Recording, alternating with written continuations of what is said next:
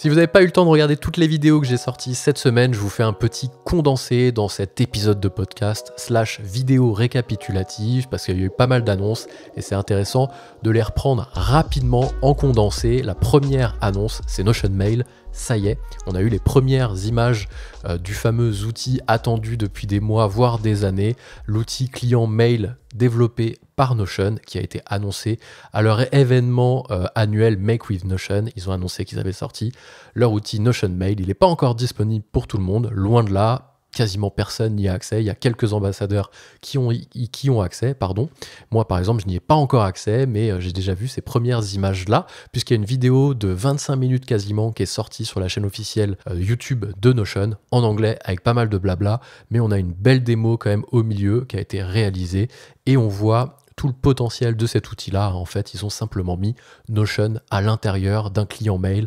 Donc, on a la construction d'un email par bloc, on a l'intelligence artificielle, on a le rangement automatique, on peut construire les emails, la liste d'emails comme une base de données. Donc, sur un email que vous recevez, vous pouvez créer une nouvelle propriété pour dire que cet email-là, par exemple, c'est un entretien d'embauche ou quelqu'un qui a postulé sur tel ou tel job, sur tel ou tel service. Donc, on recrée des propriétés à l'intérieur d'un email. Un email de base, c'était un expéditeur, un objet, un sujet, une pièce jointe, on va dire, et un corps. Bon, là, on va recréer, par exemple, une information qui n'a rien à voir avec un email, et on va recréer une information dessus. Donc, on va pouvoir ranger ces emails selon une catégorie, selon une étape dans laquelle vous voulez gérer vos emails. Un Kanban, par exemple, vous dites email reçu, et là, vous faites une petite succession de catégories pour faire avancer votre email dans votre process. C'est pas impossible, puisqu'on a la possibilité de gérer des propriétés. Donc, où on en est sur Notion Mail? Vous avez la version alpha qui est encore sur liste d'attente. Donc, il y a un lien de liste d'attente normalement qui est en description de la vidéo ou sur la newsletter directement. N'hésitez pas à vous abonner à la newsletter qui fait exactement le même récap que celui que je vous fais actuellement, mais en texte. Si vous êtes plutôt quelqu'un qui préférait lire que écouter ou regarder, il y a la newsletter et le lien est en description. Donc, dessus, j'ai mis le lien de la waiting list, donc la liste d'attente pour accéder à Notion Mail. Il faudra tout de même être patient parce qu'on n'a pas encore du tout d'informations sur quand est-ce que ça sera disponible, mais ça devrait plus tarder à arriver. Ils vont nous la faire comme Arc Browser, faire des salves de 100 personnes par 100 personnes en fonction de la place dans la liste d'attente. Bon. Deuxième actu. Claude Data Analysis, c'est une nouvelle fonctionnalité qui est disponible en bêta dans Claude. Vous avez la possibilité d'activer cette analyse de données. En gros, c'est quoi? C'est comme si vous aviez un data analyst directement intégré à Claude. Vous faites un export au format CSV d'une base de données métier de votre entreprise. Vous l'importez dans Claude et vous lui posez des questions, n'importe quelle question, sur les données que vous venez d'importer. Tout simplement. Et c'est hyper puissant. Il va vous générer des graphiques, vous faire des interprétations, vous lui posez une question sur n'importe quoi, il vous répond sur les données. En gros, vous avez construit un modèle de données en 2 clics directement intégré à Claude. Et c'est assez incroyable. Allez voir la vidéo en détail si ça vous intéresse. Là, je vous fais un petit condensé des actus, mais bien sûr, pour chaque actu que j'aborde ici, il y a une vidéo détaillée sur la chaîne YouTube.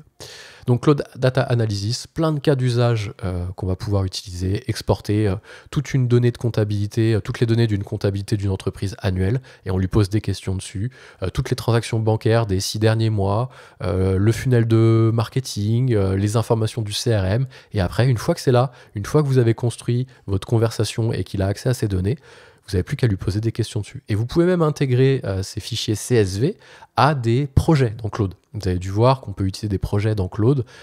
Ça permet en fait à Claude de conserver les données d'une conversation à une autre. Comme il n'a pas encore la mémoire versus ChatGPT, eh bien on peut lui créer des projets. Et dans ces projets-là, on peut intégrer les fichiers CSV, un ou plusieurs d'ailleurs, c'est pas un souci.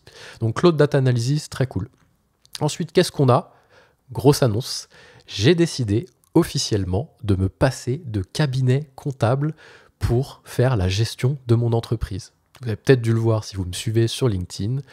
J'ai fait le fier, j'ai fait le coq, comme on dit, en disant ouvertement haut et fort que dans les mois à venir, les années à venir, on pourrait se passer d'experts pour faire sa compta, ses payes.